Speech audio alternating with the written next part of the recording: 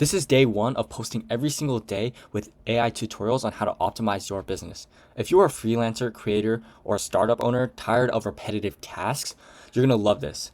We're going to kick it off with a full walkthrough on how to build an AI-powered customer support agent using NAN, Gmail, OpenAI, and Pinecone. No coding required, just smart automation. Let's get into it.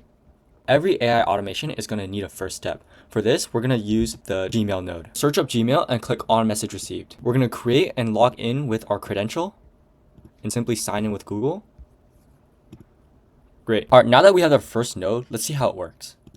Let's click into the Gmail node, open it up, and we're going to hit fetch test event. This is what pops up. And as you can see, you can find this information in 3 different forms: schema, table, or JSON. And you can see, hi there, I've been using your service for a few weeks and I just wanted to understand more about how my data is handled.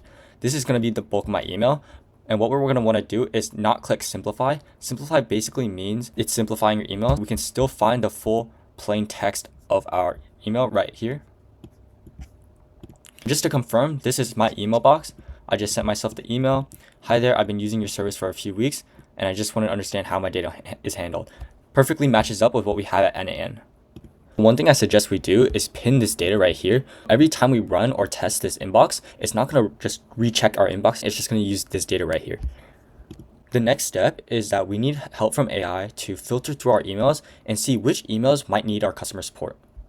We're going to have ChatGPT sort through our emails. If it is, we're going to have an email reply. And if it's not, we're going to do nothing. To have ChatGPT help us, we're going to click a next node and we're going to click a text classifier. It's going to ask what text we want to classify. So what we want to classify is the actual content of the email. So we're going to find the text of the email. If we scroll down, it should be labeled as text here. So we're just going to drag and drop. It's super easy. Next, we're going to add categories. First category is going to be customer support, and we can add a description. The next category is going to be other. So what we're going to do is give the category a description. This is your way of prompting. Any email that is related to helping a customer, they might ask questions about our policy, products, or services. Pretty simple. And then other is just going to be anything that is not customer service. As you can see, you can have multiple categories. For example, spam, low priority, high priority, internal teams, marketing, sales, and customer support. And you can sort with multiple categories through a large number of emails. Okay, so before we can test it, we need a model that it needs to think on. We're going to use ChatGPT, OpenAI, and NAN actually gives you 300 free credits. So these are my NAN free API credits, and we're just going to use 4.0 mini. All right, now that we have our model, let's run the test. Let's test this and test execute step.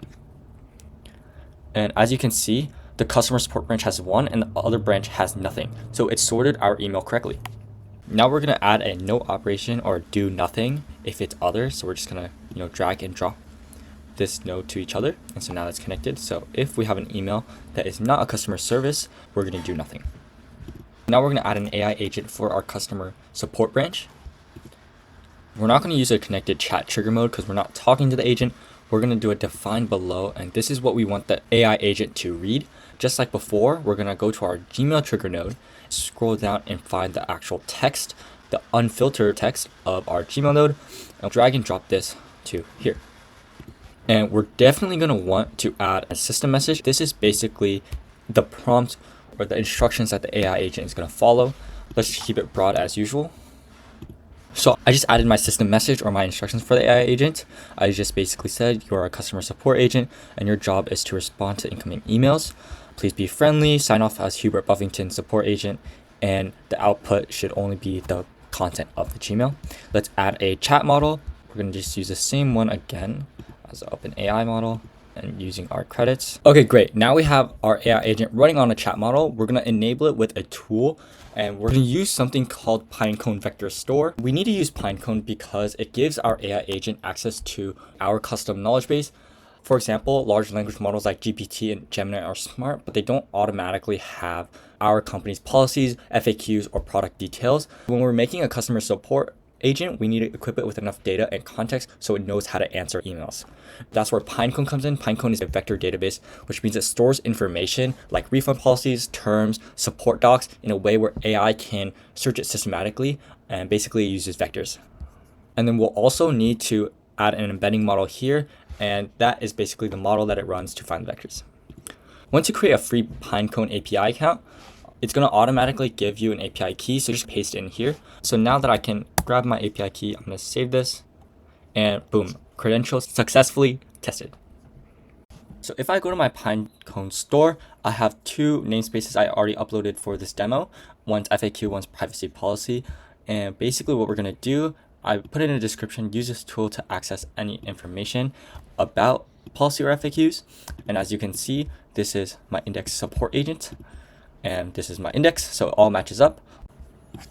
All right, let's see what happens when I try to execute this workflow. And just a disclaimer, right now we have a issue that's just basically saying that the dimensions that I made the vectors in is not quite matching to the embeddings model. And this is just because I'm using a free version on both of them, so I don't really have a lot of options to change them to match. But in all, it still works, so let's try it one more time. If I run the workflow, it goes to the agent, uses the vector model, it's thinking again, and do we get an output? We do. Let's check the output, and boom. It answers the 1, 2, and 3 questions, and see, it still signs it like we said. It uses a really friendly tone like we said, and it looks great. So now the last step is obviously to send and reply to the email. We're gonna get another Gmail node, and we're gonna want to reply to a message. And in order to reply to a message, what we're gonna do is have this message ID. And so basically what this is gonna do is go into the thread and reply. We're gonna want the email type to be text, and the message to be this output right here. Super simple. Everything is drag and drop. Normally this will reply to a message and say at the bottom, this is going to be sent by NAN. What you can do is append NAN attribution and turn it off. And so basically now it's not going to show that this is an NAN automation. If we hit execute step, let's see, we have a sent. And if we check our email, it is sent. Let me know what you guys think. There's so many possible ways for you to implement this into your business and optimize as much as you can. I'm going to be posting every day from now on, so make sure you subscribe.